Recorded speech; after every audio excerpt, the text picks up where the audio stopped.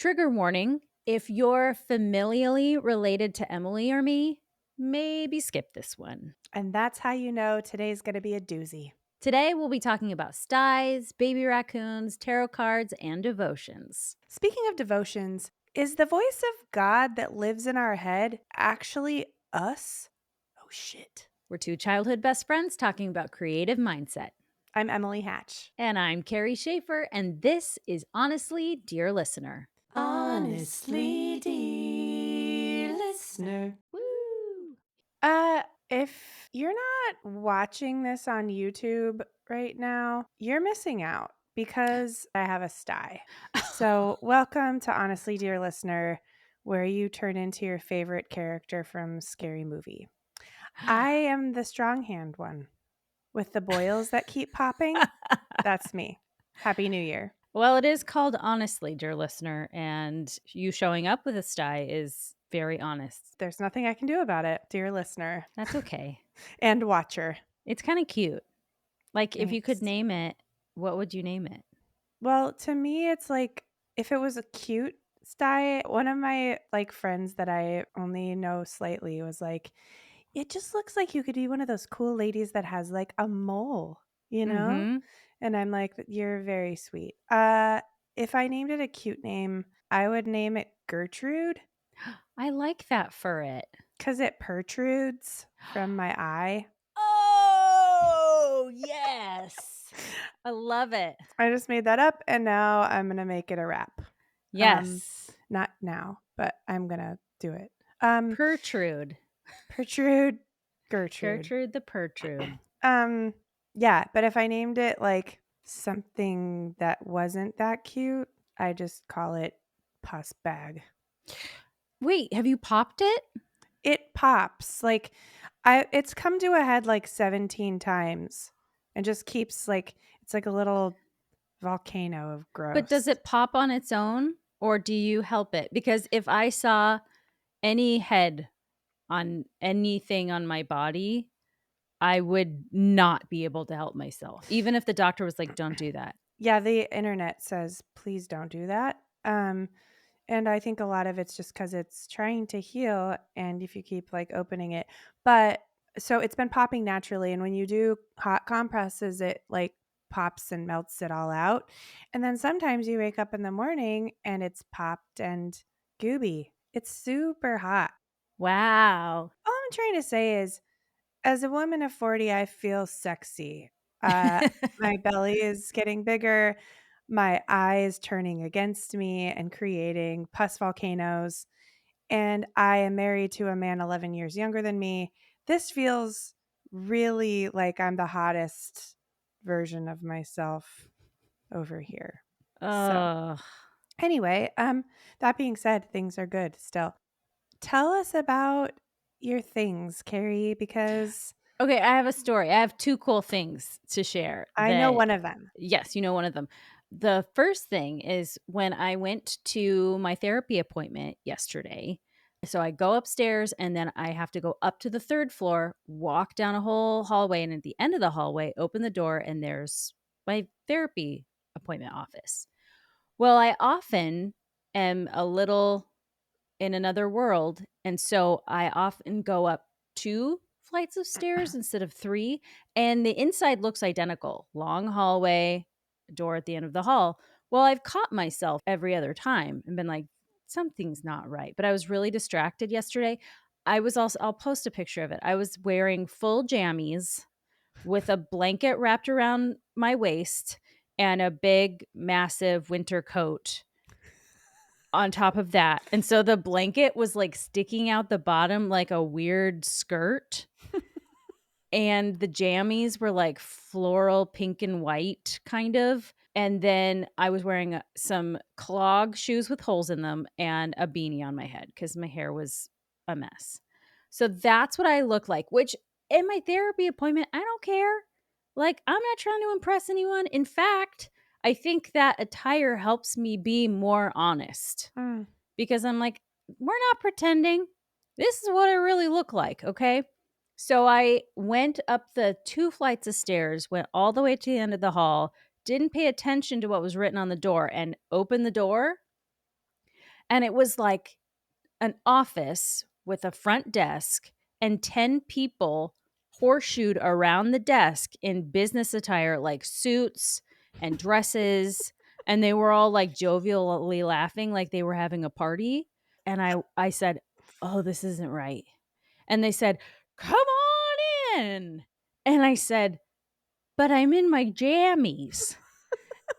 And they said, "That's okay. Come on in." And I was like, "Well, okay." So I was yes anding the whole thing, right?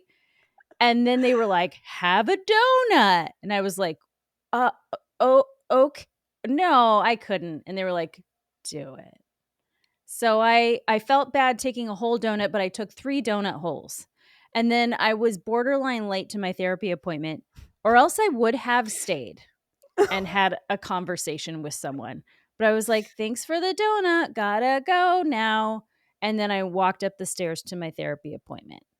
But like all I want, not all I want, but one of the things that I want in life is more experiences like that, where you just get to kind of improvise your life. That's amazing. Okay. What was it? Based on what I could tell, it was some kind of, I would have guessed it was like some kind of financial, maybe like an accounting firm, and they were having like a little party. I don't know. Like what, maybe an accounting firm, and somebody was inspired enough to make donuts, and so they all gathered around and were like just very jovial. Like I mean, obviously, if they're asking a disheveled woman in her 40s in pajamas to come in and have a donut. Like, what? This sounds like it's not real. Like, it sounds like you were dreaming and you, like, walked in your pajamas to an office, I know. and you didn't look at the door to see what the door said? And Nope. when you left to be like, "What was that?" Emily, my brain was already exploding from that interesting interaction that I had that I didn't even think to look at the door. But I'm going to, the next time I go, I'm going to go to the second floor, not go into my jammies, and just look and see what kind of office it was. I love that so much. That is a you thing to have happen in my mind. But also it sounds fake. Not I I'm know. not saying it's, No, it not was saying it's very fake. real. You made that up. No. That's a crazy thing that is so fun. Uh Hmm.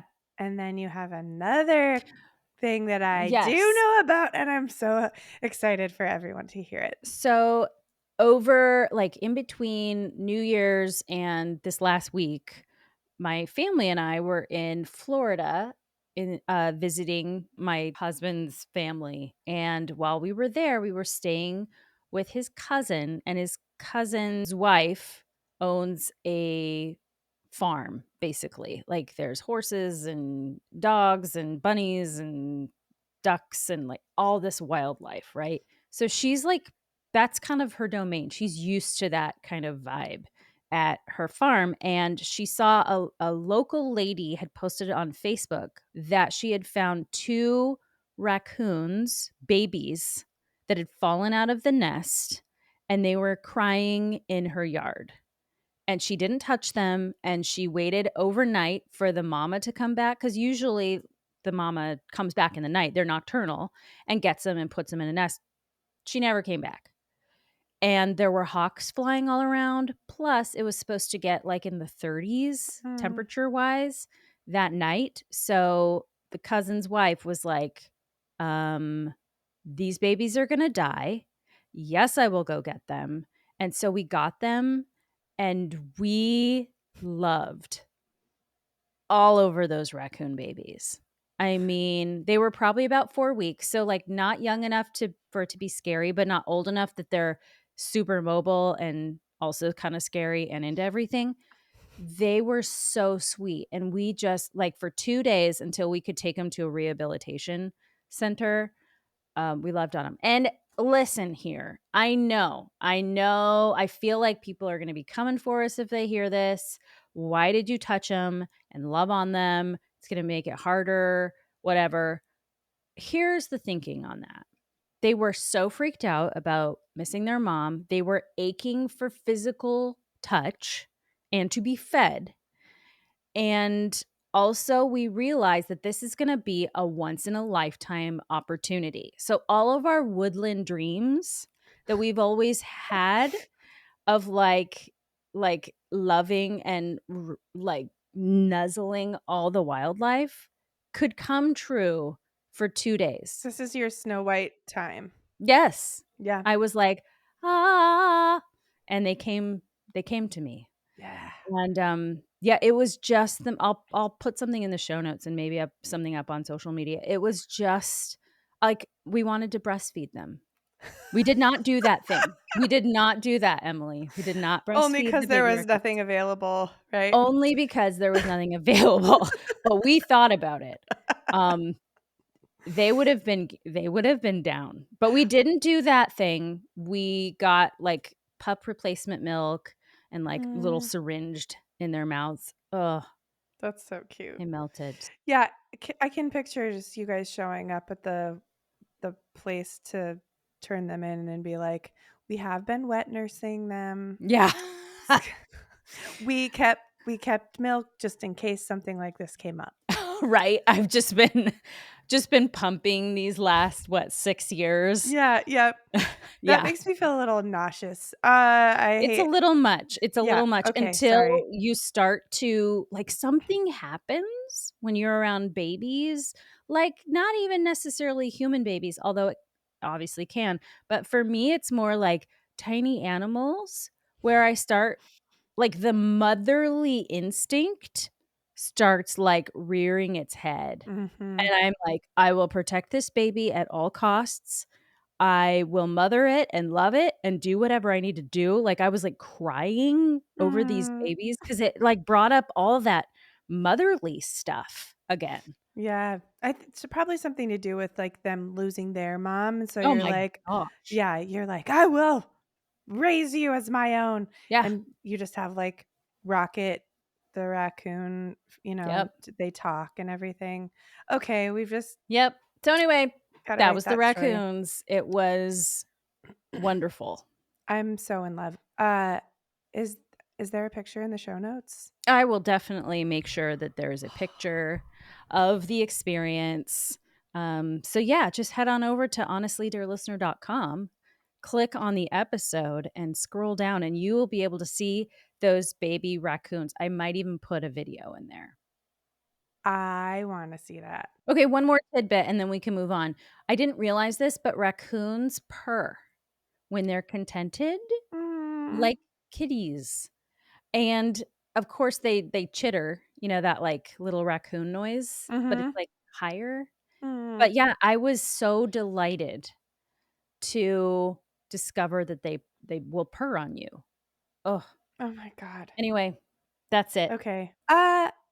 Speaking of raccoons, this is insane. So, okay, I mentioned that I bought a tarot card deck, Mhm. and um, you guys, I'm gonna start getting weird here, as if I have not been weird yet. I welcome the weird. Come on. I've been like, we do morning pages because of our Artist's Way class. It really helps me so freaking much, and I've been adding now, like most mornings, a little like pull of a tarot card. Just And one? sometimes more. It depends. But there's the particular deck that I um bought is called I'm showing it here, like every little thing you do is magic. And Oh, I um wanna sing the song so bad. I know. I'm like, Mhm. do they have a cease and desist coming? I'm not sure.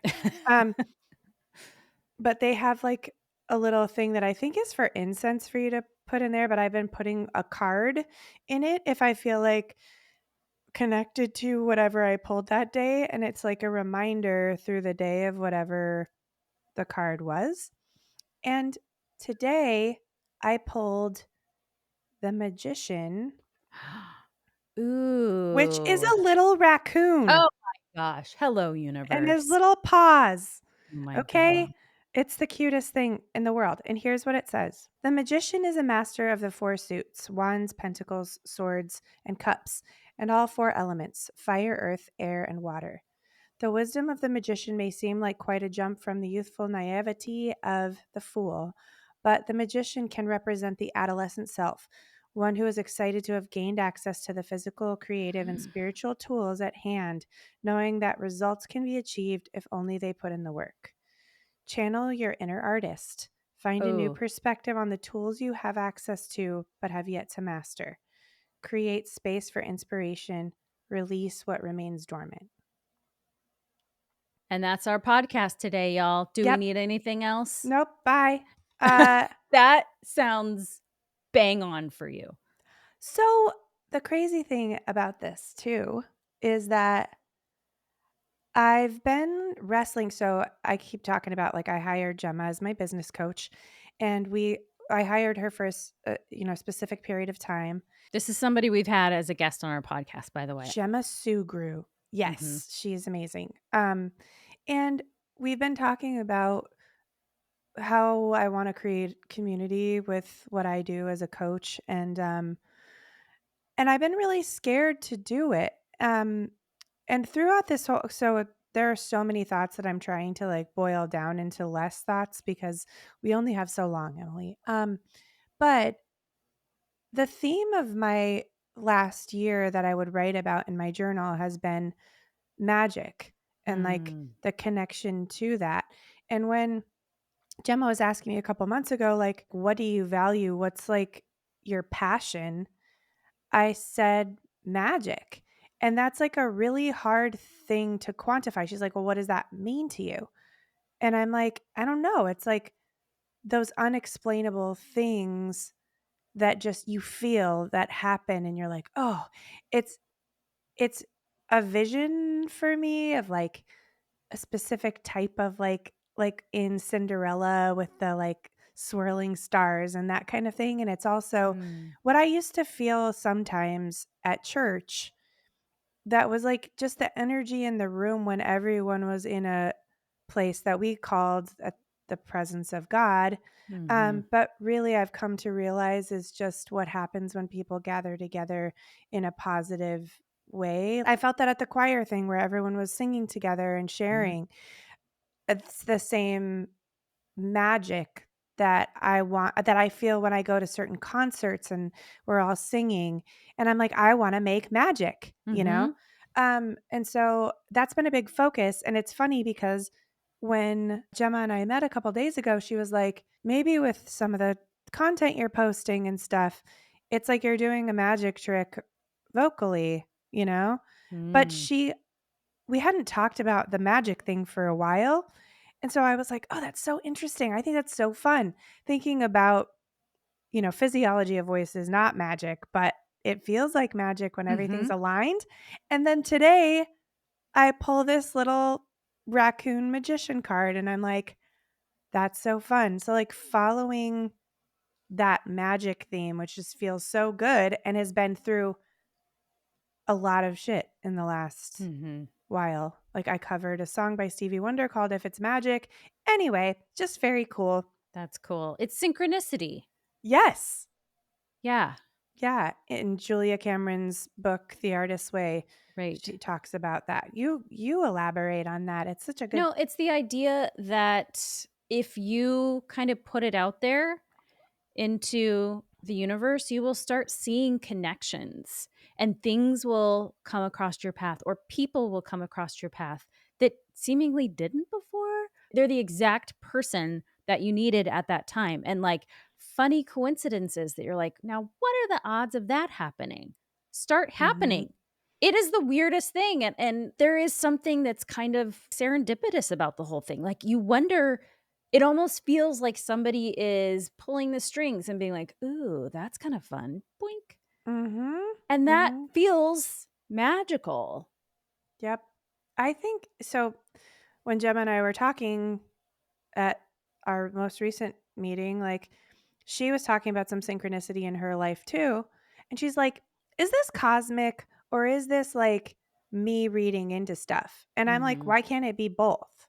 Yeah. Because I think if we're like, it's like when you're about to buy a new car or get a new pair of shoes, and suddenly you just see it everywhere because you're thinking about it. Mhm. But it's like you're drawing attention to something, and then it feels like you do attract it. It could be because of your energy that you're turning the attention towards something, but I believe that the universe or God or whatever you choose to believe is also sending it your way to be seen. Yeah. We are in this place that all revolves around pressures and atmosphere, and like, the world is turning. Like, I believe that it can be connected to all that. But one thing I dig about this practice of like writing something and kind of asking for something from the universe, if you will. If you guys are listeners who went to church a lot and have this evangelical background that we Mhm. have growing up, a lot of people talked about devotionals in the morning. Oh, So yeah. devotional time, which I never did or liked, by the way, I I tried. never liked them either.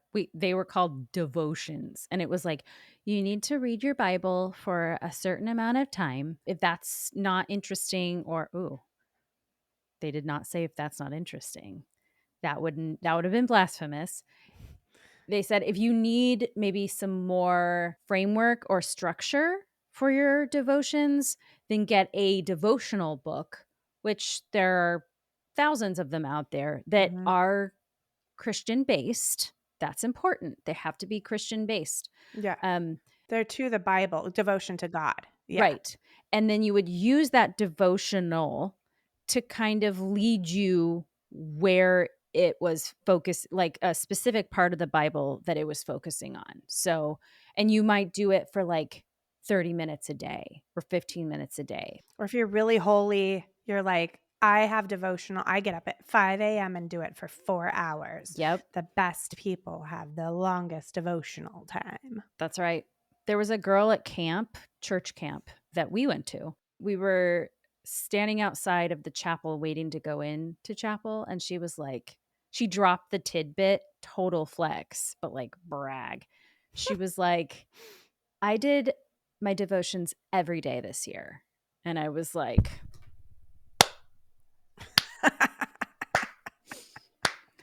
cool. Yeah, But yeah. like that would have totally been a huge flex back in those days. Yeah. I never did. Now, why not? But like my mom, I think still does the daily bread. That's like a big one. It's a free one that you have, and they would just like print it and put it everywhere in coffee shops The and like daily Christian bread? bookstores. Our daily bread, it was called. And it was like annual, and it was like a little devotional. I didn't do it because I was bored. Bored by the word, Emily? Yeah, What else could you want? I lived my Christian life, and I had a lot of scripture memorized. I didn't need to do it. Um, but I will say, like, I do think it's a very similar thing to journaling Mhm. and this maybe this practice, like, of pulling a card or doing whatever, because it has a book with it that like explains a lot of stuff, and some of what they talk about in this book, of the Every Little Thing You Do Is Magic book. One of them was like, I grew up like Episcopalian, and it was like it's a lot like the practice of just like listening and kind of getting advice and like meditative sort of stuff. Mhm. The weird thing is, if it's not perceived to be based on God, then it's bad and blasphemous, but like Mhm. that's not true. The At least this deck is just very like focus on something. And Mhm. you heard the advice. That's not like, now go worship Satan. Right. Like, it's like, no, think about what you aren't paying attention to that you can like give to the world today. Right. It's like, yeah, that's pretty evil. That feels a lot like what you would read in a devotional. Mm-hmm. Oh, weird. Mm-hmm. And Emily and I were both taught through our Christian fundamentalist background that all those things, tarot, astrology, meditation, yoga, Dungeons and Dragons, like all of that is under one big label of occult. Mhm. New Age. Yeah, new age, which is how I was taught, like, it's like a new label for the occult is new age, which is more palatable to us modern people. But, all of it was to be avoided. All of it was dangerous. And what was interesting, Emily, too, is now that I have kids, and one of them is at the age where they're interested in playing Dungeons and Dragons. Like, so I was like, at first it was like red flag, because that's what we were taught. Like, Mhm. this is, if you play Dungeons and Dragons, you will probably go out and kill children for sacrifices. Like, that is That's the next step. right. First dungeon master, then child killer. I mean, Yes. it's a natural progression, right? Yep. And I even started playing it with him, and I was like, this is storytelling. That is all this is. Improv theater with dice. Yes, 100%. That is all this is, but I guarantee you that my parents and the people in our church had never looked into what Dungeons and Dragons is, had Mhm. never picked up or studied tarot, had Mhm. never done any of those things. It's just, oh, that could be dangerous. And Christians have a way of, if something is dangerous, they build a fence around it and then build another fence around it. And Mhm. they're like, don't even get close to the outer fence. Mhm. Like, so you're not even getting anywhere near the thing in the center that is quote unquote dangerous. Mhm. Yeah, I mean, I think it really was heightened during the, like, what they call satanic panic of, Yep. like, the 90s, right? Mm-hmm. Um, late 80s, Yep. I guess, and the whole thing with my family was, like, if it's not centered around God, then it's not of God, and if it's not of God, then it's, like, of the devil, basically. So did you buy groceries? Were those centered around God? Well, you have to nourish the temple with Oh. potato chips and mayonnaise sandwiches. Okay. Um, anyway, that's literally my dad used to eat mayonnaise and sugar sandwiches. Sugar? Mayonnaise and sugar on white bread. Wow. We really were a health forward family. I am a temple of the Holy Ghost. And I'm protected by the Lord of Hosts. hosts. Yeah. Get out. Okay, Uh, sorry. Carmen. Carmen. So yeah, but when I think about this stuff, I'm like, what if, ooh, and this is going to be fun for our friends that don't like hearing any of this. What if I do a devotional to myself in the morning Yep. and I'm not worshiping myself, so relax. But Relax. relax, don't do it. Um, but thinking of it more like there's something really beautiful about honoring time with you and Absolutely. devotion to whatever you may need that day. And Yep. I like the silliness of the chance of what card I could pull. And Mhm. sometimes I'm like, I don't like that one. But today I was like shuffling my little deck and these two cards popped out and it was like one of them was like introducing the magician basically. It was really cool. Mm, that's Um cool. and they popped out together and I was like, interesting. So I just think it's fun and it's like a cool focus. And I get to spend a little time being like, what do you need today? Mhm. Me? And like, what weird stuff are you processing? And then could I please have some kind of focus that makes me like, yeah, let's go for this today? Right. Um, yeah, that sounds really satanic, doesn't Yeah. it? Very. Well, anything that focuses on the self, I think would be considered satanic. Mm-hmm. Um and so I mean, we were taught, if you don't have the fundamentalist background, we were taught that all your focus should be on God. You are sinful and you will go to hell without him. So put everything on him. All of your understanding, all of your questioning, all of it on him. And if you're doing anything in your own strength, that is sinful and Mhm. that's going to lead you astray.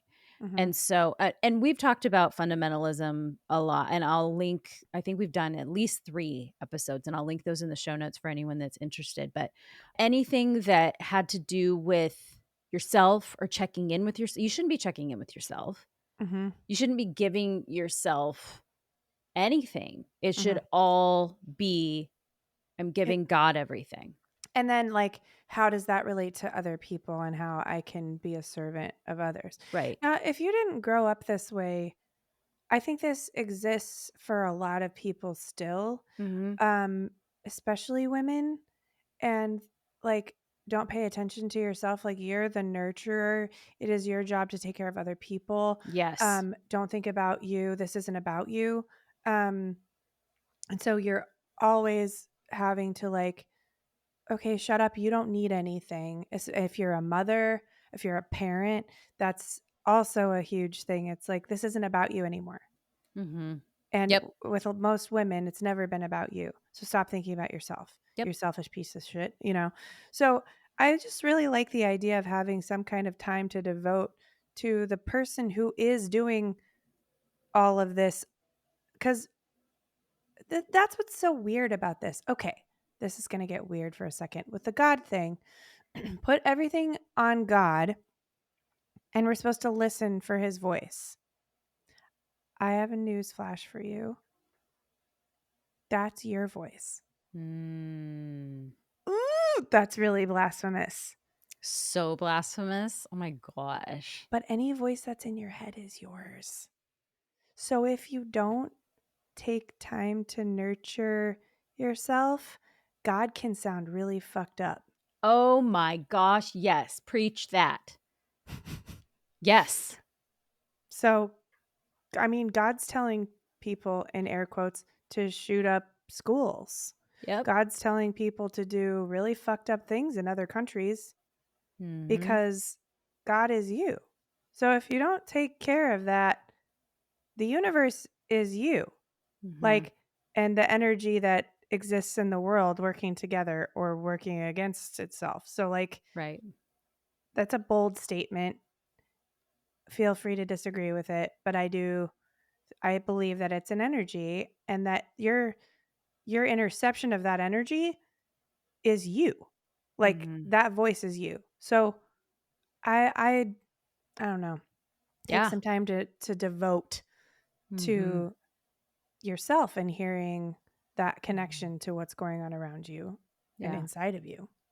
We were raised this way to cast all of our cares on him. And yet, all I feel like I have to show for it is a bunch of trauma that I am now unlearning, which is very expensive and time consuming in therapy. I mean, Mhm. truly, like so much of the issues I'm having now are because I was raised in a high control fundamentalist situation that taught me that I am untrustworthy Mm. and that I can't rely on myself for anything. Mhm. Understanding what you just said and understanding that, like, actually the key and the foundation to peace and contentment starts at home, starts Mhm. here in your own, and when I say home, I mean you, the Mhm. home that is you. And that was just something that we were never taught that. Mhm. And a note on, because I went to a party and there was a person there that did tarot readings, and I was like kind of skeptical and like, okay, because that's how I was raised. And she was like, here's the deal about tarot. There's no magic. Mhm. You are the magic. If there's Mm. magic at all, it's you. It's about looking inward, and it's a tool to help you be self-aware and to understand what's going on in your mind and in your body. Mhm. And I ended up buying her tarot deck. It's the Be With Your Body tarot deck written by Sarah Jane Chapman. I will link this and where you can get it in the show notes. Um, Awesome. they're themed tarot decks. So this one happens to be a body centric one. So instead of like the wands and the cups and the pentacles and all of that, it's like hands, hips, feet, like more body centric, all designed to help you accept your body, that I don't care who you are. it- Society is telling you messages that are dangerous and harmful about your body. Mhm. And so we all, especially women, it's our collective trauma of dealing with our bodies and how to have a kind relationship with them. So this Mm, deck has been really good for that. There's that's a book inside that kind of helps you understand what all the different cards are. And it's been really, really life-giving for me and in mm, my relationship with myself and my relationship with my body. mm. I love that so much. Yeah, the deck that I have is it also has one of those little books, and that's what I was reading out of earlier, and helping you focus things more centrally on what's happening inside. I love the body focus. I mean, Mhm. that's a big struggle we've talked about before, aging and getting to appreciate your body, and I feel like this is a cool theme today. It's like get in Absolutely. there with yourself and devote time to her. Yep. Even if it's just a few minutes, like even if you're like, I can't, I've got so much, give yourself 2 minutes. You could set a little timer in the morning and just be like, I'm closing the door in the bathroom and I'm just going to sit here for 2 minutes and devote some time to Mhm. this lady or gent or then the non binary person who is running this show. And I Mhm. deserve that. Just a couple of minutes to connect with the Mhm. person who's doing all this for me. Yep. And if you're coming out of the Christian fundamentalist tradition, if you were to pick up a deck and you look through the cards, there is, I'm just going to tell you right now, there's going to be a death card. Mhm. We were raised in our tradition to take things literally. So in our tradition, Bible's not metaphor. I mean, it can be used as metaphor, but first and foremost, it is literal. Yeah, it happened. Yeah, it happened. And so we were taught that that's how you interpret things. And so when you see a card like the death card, it's not necessarily literal. I mean, there are many deaths in our lives, the death of a career, the death of a relationship. The death of a negative thought. Exactly, which often lead to the rebirth of something that is more whole. And so that's just a note for the people that tend to think more literally because of the tradition they were raised in. Mhm. Yeah, I think that was, like, one of the first cards I pulled. I was like, "No!" Uh-huh. Yeah, it took me aback. Yes. And then I read about it and was like, "Oh, yeah, this makes sense actually, because 'cause it was, like, the end of the year, Mhm. and I was, like, going into a new time of my life and a new focus, and I'm like, "Oh, that makes The sense." death of a year. Yep. Mhm. Absolutely. The death of a way of thinking as I move into a new focus, you know? Right. Um, I don't know, I'm getting real woo-woo I mean, these days. It's so fun, though. it is really fun and it's so great to de-dangerify Mhm. things that were so siloed before. I mean, Mhm. so siloed. Like you didn't even get near that silo. And to find out that actually some of those things would have been really beneficial. Yoga, Oh my god. I know. meditation would have been so beneficial when I was a kid. I mean, Yep. and it makes me sad that some of the most life-giving things were so demonized Mhm. in our tradition growing up. Yeah, literally. Yeah, Like, literally. yep. Yep, you're gonna be possessed if you meditate because you're Yep. opening your mind, which means that the devil and all of his demons will get right in. Yeah. I'm so fucking possessed right now, I can't even stand up straight.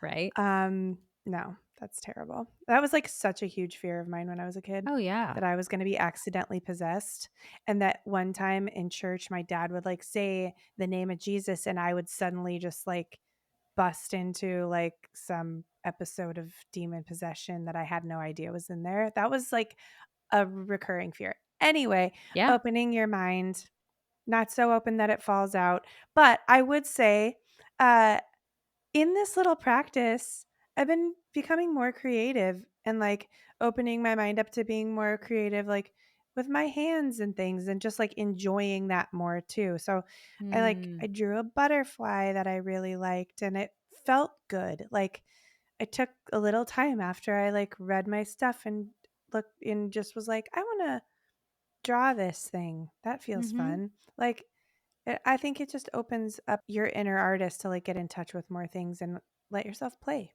Absolutely. And so much of this magic stuff is about play. That's what it is. I think Christians are scared of that too because Mm, play can be dangerous. It can mm. lead you, I mean, my gosh, Dungeons and Dragons, like don't even go there. Like don't even no storytelling, no improv. No. Yeah, it's play. Don't play. I mean, I think I've shared before. I think I was 8 years old and my parents decided that I couldn't watch anything with magic in it anymore. Oh, And so, yeah, I remember they were like, God's telling us this because apparently I think I've said this before, but I said bibbity bobbity boo at something and they oh thought shoot. I really believed it. And I was imagining, I was like creating stories. Mhm. And so they were like, God says this, but you have to be the one to decide if you're going to follow it. So I remember sitting in front of our little cabinet looking at all my Beauty and the Beast, and my favorite was Cinderella, and I threw them all in the trash. Mm. And then it was years before I was allowed to watch anything with magic in it. So it like took all the imagination away when I was like 8. And so I really felt like I didn't know how to play. Yeah. So, Well, yeah. artists' minds, like you have to be free to be able to go there. Now, whether you release something or not, that's totally different. But like if you're creating something, like I kind of think it's like no holds barred. Mhm. I mean, otherwise for creatives, it's like a death because you're Mm. squeezed into this little narrow box of things that are okay to create. That Mhm. doesn't feel inspiring. That doesn't feel free. You have to have the wilds of your imagination to I believe, to be able to be your freest, truest, creative self. Mhm. Yeah. It's I mean, I squeaked it out in other areas, but I wonder what would have happened if I was just allowed to experience that you know, in every way. Yep, But here we are doing it now. So that's now right. I'm on a podcast talking about raccoon magicians. Right. So what you getting everything over here, people. That's right. You got raccoons, you got magic. I'm here for this talk, Emily. It's fun. Super here for it. Yeah. Let's get weird. Let's One of get our weird. friends, one of our listeners, um, was talking about that she has a tarot card deck, but she feels like she has to hide it because it's Mm. weird that Hmm. she has it. And I have like another friend that is like, me too. Like, it's not that weird I to be know. like, look, a little advice. This is cute. Oh, and I love the art because a lot of them are like artists made these beautiful pieces. Absolutely. This is what I dig about this body tarot card set, and you won't be able to see it if you're just listening to this, but this is what they look like. But when you turn them to the side, Oh, they are gold. that's awesome. And I'm obsessed with that. That's awesome. Yeah. So it's the little things, ooh, shiny. That looks like Bible pages. Did you ever have one of It those? does. Yeah. Yes. The gilded edges. Mhm. Totally. That's a good point. Yeah. See, it's all devotions. Mhm. Just doing my devotions here to myself. Yep. All right, dear listener. I hope you make some magic and have some fun this week. Absolutely. And maybe tell us about it. We want to know. Yeah, please. All right. Until next week. Honestly, dear listener.